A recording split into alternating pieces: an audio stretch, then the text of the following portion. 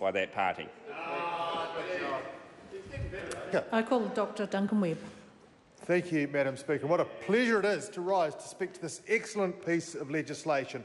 And it is a socialist piece of legislation because tax is fundamentally socialist. It is about a fair system. Can I also say what a pleasure it was to work on the Select Committee on this piece of legislation, particularly with Dr.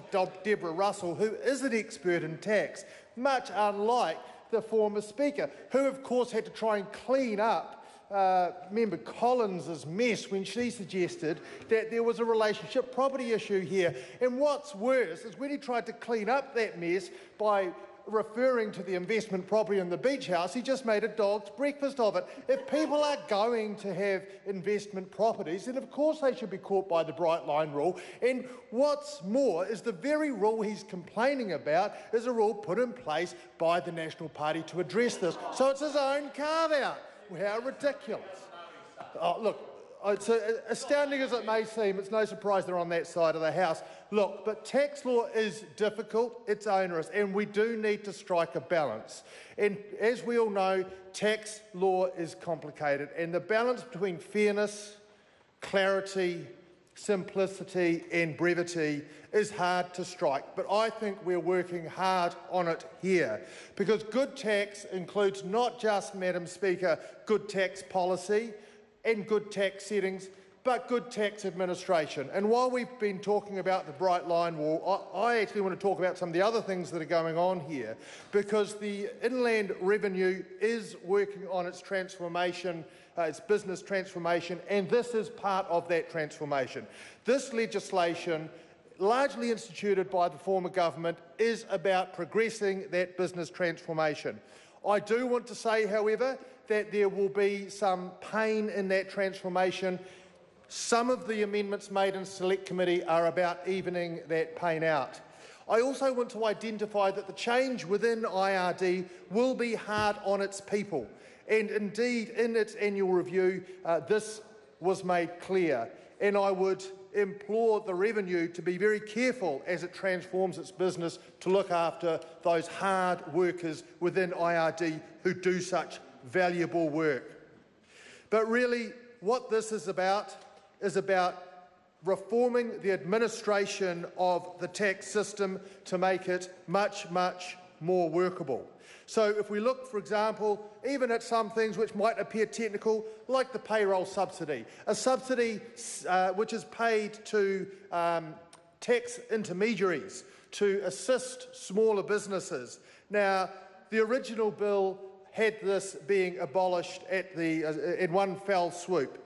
But after listening to advice, and I must say the advice given, the independent advice given to the committee was extremely useful, it became readily apparent that a rapid cutting off of this would cause considerable chaos, particularly amongst smaller businesses. So whilst the subsidy ought properly go, it's going to be phased out over time so that there can be that additional period of time for businesses to get used to it, to let those wider changes bed in.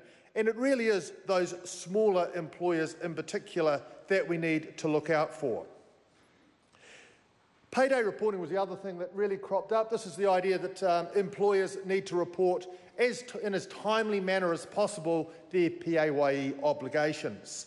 And of course, the better reporting occurs, the more efficient tax collection is.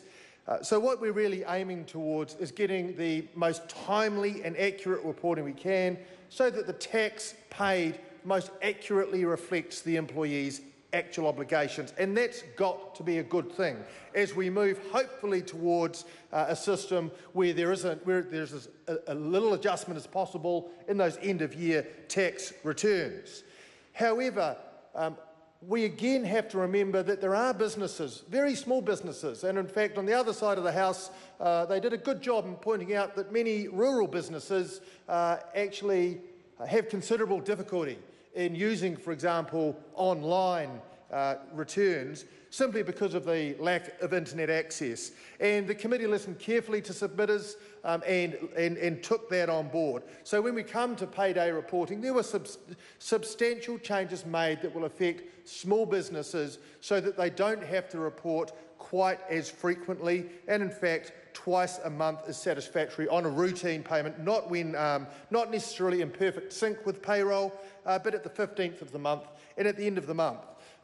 Particularly when they're still using paper. And we've got to recognise that indeed some people still will use paper, whether that be because they're really, believe it or not, quite up to using web-based applications, but also that internet access in very remote areas. So, you know, that is a really useful amendment made by the committee, and I commend the committee for the hard work it did, and also for the submitters and the advice given.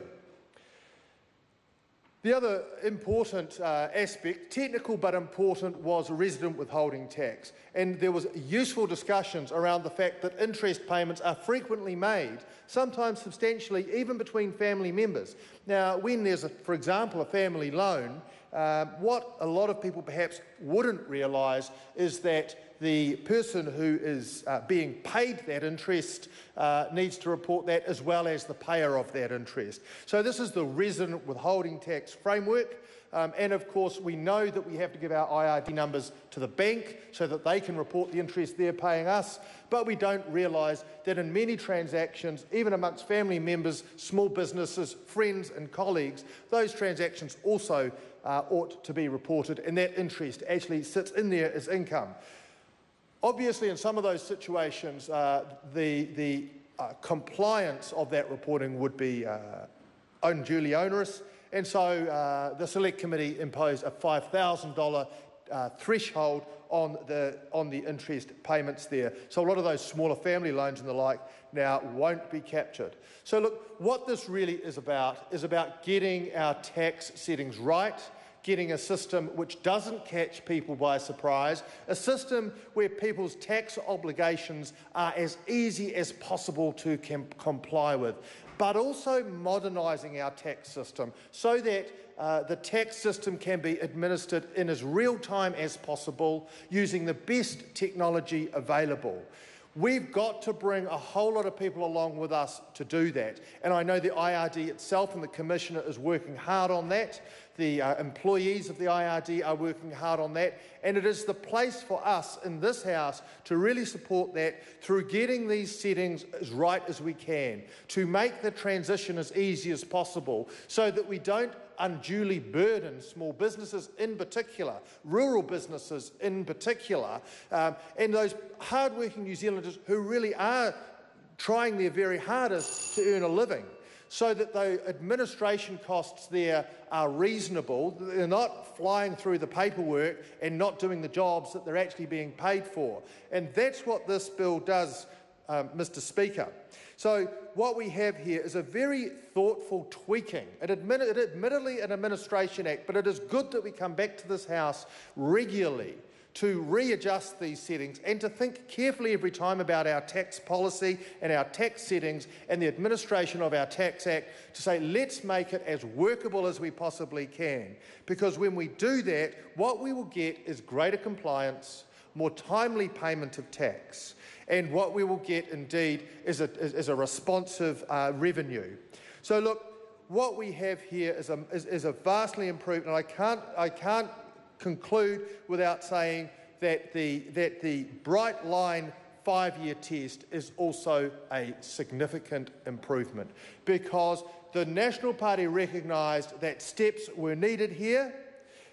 The step they took was not enough.